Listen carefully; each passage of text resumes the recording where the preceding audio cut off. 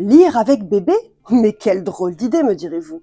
Quel intérêt puisqu'il ne sait pas lire? Il ne va rien comprendre. Oh, si vous saviez. Laissez-moi vous montrer à quel point c'est magique et important de lire avec un tout petit. Alors aujourd'hui, 3 albums pour les bébés. Bah oui, c'est bientôt Noël. Alors c'est une jolie occasion de célébrer tous les bébés du monde, non?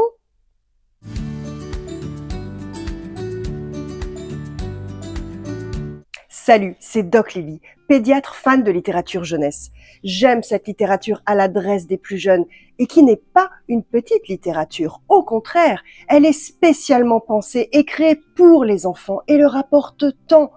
Moi qui ai été formée à la néonatologie, c'est-à-dire aux tout petits nouveau-nés, j'ai à cœur de vous conter qu'on peut lire avec les bébés et ce dès la naissance. Alors aujourd'hui, on parle d'albums pour les tout petits. Nombreux sont les parents qui n'imaginent pas lire avec un bébé, parce qu'il ne sait pas encore lire, parce qu'il ne parle pas et qu'il ne comprend pas les mots, parce qu'il ne voit pas encore très bien. Alors finalement, quel intérêt? Laissez-moi vous faire découvrir des albums dédiés aux bébés qui soulignent toutes leurs capacités dans le respect de leur singularité et adaptés à leur maturité. Effectivement, un bébé ne comprend pas encore les mots, mais il écoute votre voix et sa mélodie. Vous saviez que le nouveau-né reconnaît la voix de ses parents dès la naissance, surtout celle de sa mère. Les paroles que vous lui adressez vont justement l'aider à développer son langage par le bain de mots, le rythme, la prosodie, la mélodie du langage, les intonations et surtout les émotions que vous allez partager, les expressions de votre visage. Il vous écoute, il vous lit et petit à petit, il va y mettre du sens. Alors un album dont la mélodie du texte proposé est pensé justement pour son rythme adapté aux plus petits. Ça va le bercer, ça va lui apporter de la poésie et des émotions à partager avec lui.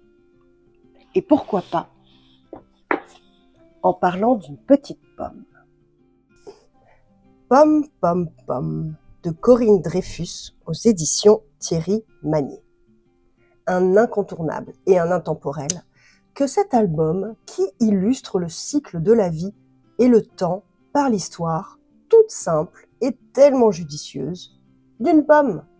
Une pomme qui tombe, poum, tomber, qui se fait croquer, croc, croc, croc, et dont le pépin va germer sous la pluie, ploc, ploc, ploc, pour redevenir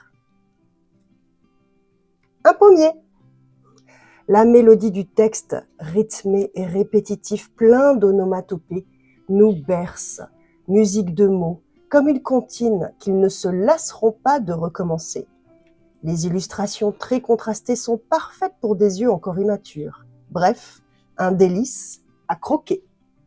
Les bébés ne voient pas encore très bien à la naissance, c'est vrai, et leur vision va maturer progressivement sur les premiers mois. Au début, ils distinguent les contrastes très forts et les couleurs tranchées comme le noir avec le blanc et le rouge aussi. Et certains albums, justement, offrent des illustrations parfaitement adaptées. Avec d'ailleurs une dimension d'album qui est soit petite pour être manipulée par les petites mains, soit au contraire géante qui permet d'être englobée dans le livre et vivre une expérience sensorielle complète. Ajoutez à la poésie du texte, les bébés sont au spectacle avec de beaux poèmes. Poèmes pour bébés, des haïkus d'automne de Thierry Dedieu aux éditions Seuil. Le format est imposant et va englober complètement le tout petit dans le livre, dans la lecture. Le livre faisant lien entre vous et le bébé, comme dans une cabane presque. Contraste noir et blanc pour une accroche visuelle immédiate et instantanée. Et poésie du texte que ces petits haïkus qui réenchantent l'automne avec sa nature et ses animaux. Enveloppe de poésie, expérience sensorielle immersive, unique et culturelle.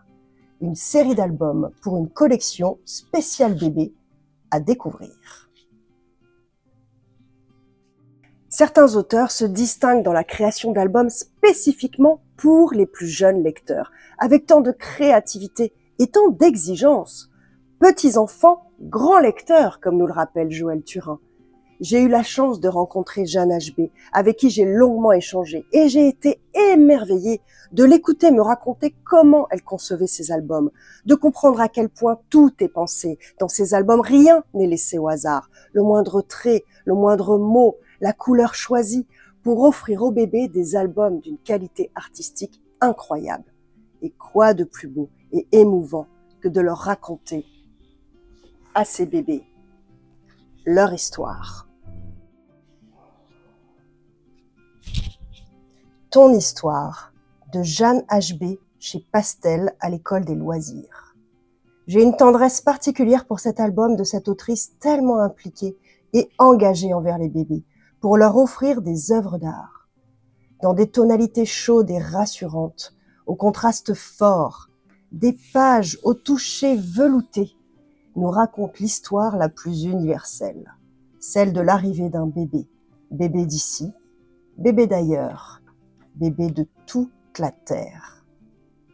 Poésie et comptine bien connue, maman est en haut qui fait du lolo, papa est en bas qui fait du chocolat, pour célébrer son arrivée au monde, et se lever au final dans la douceur d'une couverture duveteuse. Une pure magie.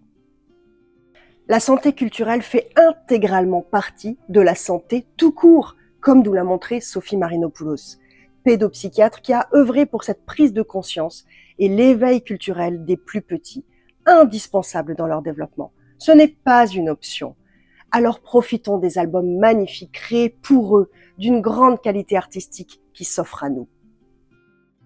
Lire avec un bébé l'éveille à la culture et favorise son développement psycho-affectif. Alors profitons-en.